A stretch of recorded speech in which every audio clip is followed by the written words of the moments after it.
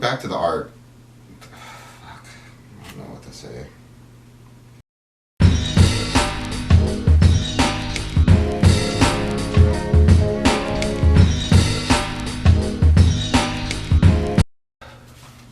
Chief here, and I have another thought.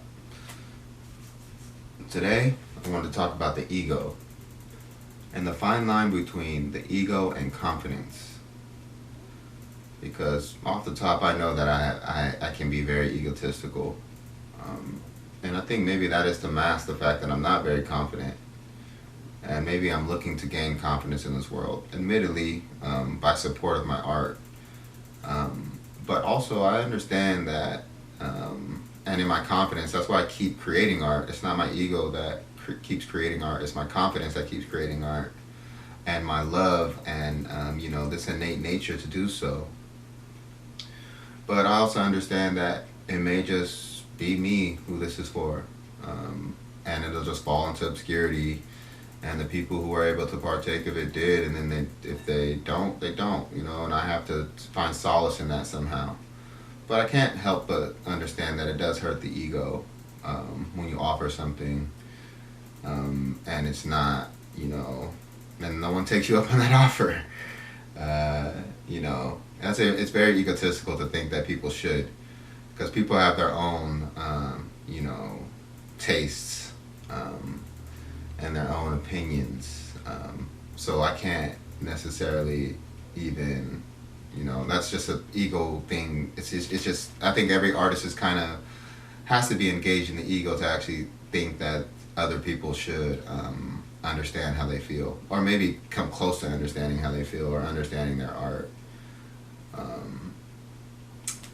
But I do think, and I do understand that my work may fall into obscurity. There's so many novelists, or artists period, who just never gained their acclaim or never gained fame, not even after their death. But there's also a lot of artists who, during the time they were alive, they were destitute, their art wasn't really catching on in the society in which they lived. And then after they passed away, they became like these cult figures. Someone like Franz Kafka, who in his time wasn't very lauded at all. Actually, people pretty much, didn't have they had very strong opinions about him, and not positively, let's say that. Like Emily Dickinson couldn't get published at all. And she would get scathing letters about, her poetry. Or like Van Gogh, he couldn't sell a goddamn painting in his lifetime, and now look at what his works are going for. Or who else was I thinking about? Well, and there's plenty of other examples.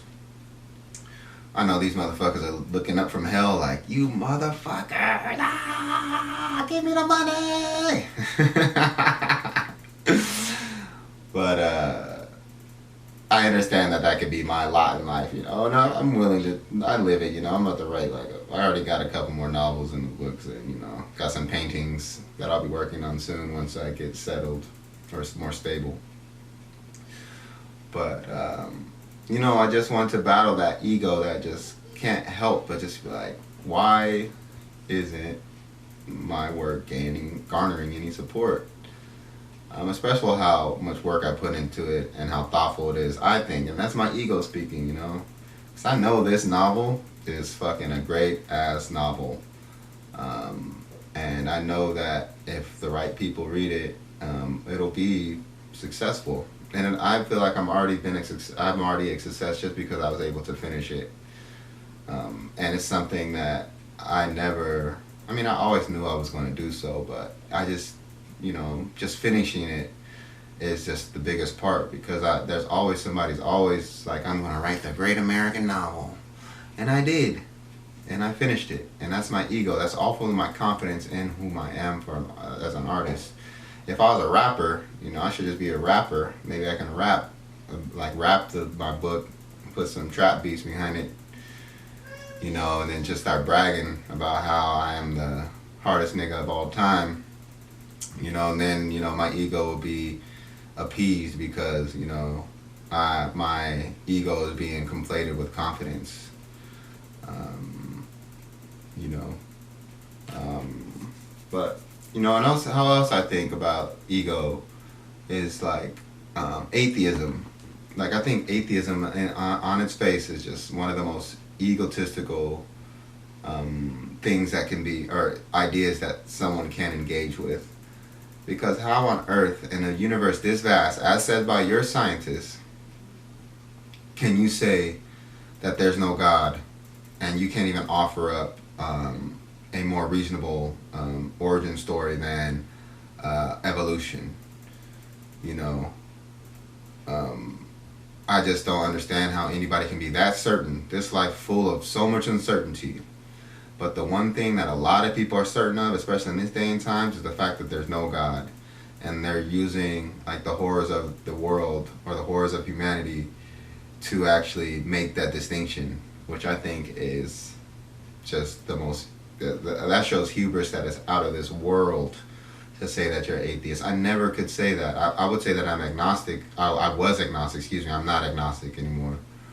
But I used to think that way. I was agnostic because I was trying to search for it, I think. I was trying to feel something or find something in me, that appeased my ego, that was trying to lean towards atheism because of the things I've dealt with in my life. And then, becoming a man and not having any sense of direction.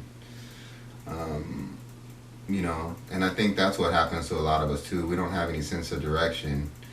And we lack confidence because we don't have a sense of direction. We don't know where we're going. So our ego takes over.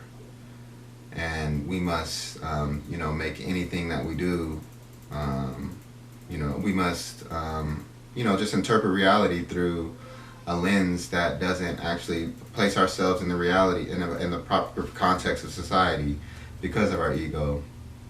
And we can't even engage ideas because we're so certain about certain topics or ideas, because of our ego.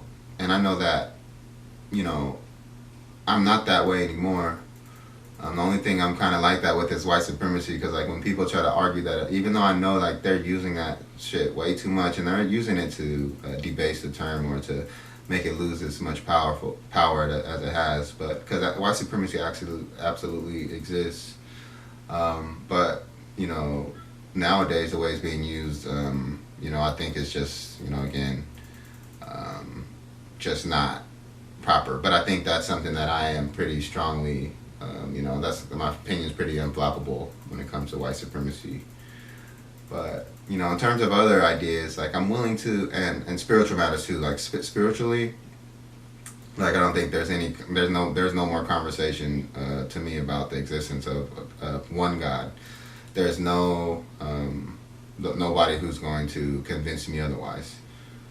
I already been through that journey, and the journey, I'm thankful actually that I went on that journey to actually try to conquer my ego and get to the truth, what I feel is the truth. And it's not I guess it's my truth. No, it's not my truth. There's a lot of people who believe in one God. But I got to the truth that other people have, were already at, or still on their way to. And I think that's one way I helped humble my ego. And I think I'm battling that, and humbling myself spiritually with, humbling myself as an artist, and actually understanding that, I shouldn't even be seeking any sort of acclaim or anything. And I don't think I really am. But I am seeking some sort of support. And I just have to quell my ego and understand that I just got to keep working.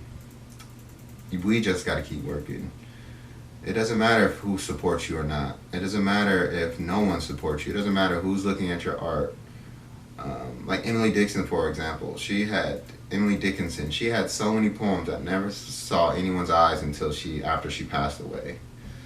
I'm like, that's true art, where you work so hard and you're so dedicated to your craft that you don't need an audience. You're your own audience. It's your therapy. And that's how I have to look at it, because I understand that, you know, my ego has not only, you know, hurt, slowed down my progress in life, but it's hurt a lot of people who I used to know, or, you know, just people who are in my life, you know, who don't mean shit anymore, but, you know. But, you know, I understand why they would be put off, or, you know, I would be off-putting because of my ego. But, you know, even my ego, like, even to mention myself with, like, people who pass away destitute, but who are just such lauded, and, you know, they're part of the canon, and, you know, everybody loves them, and they're still looking up from hell. You fucking bastards! Why could you live in my fucking time? You know?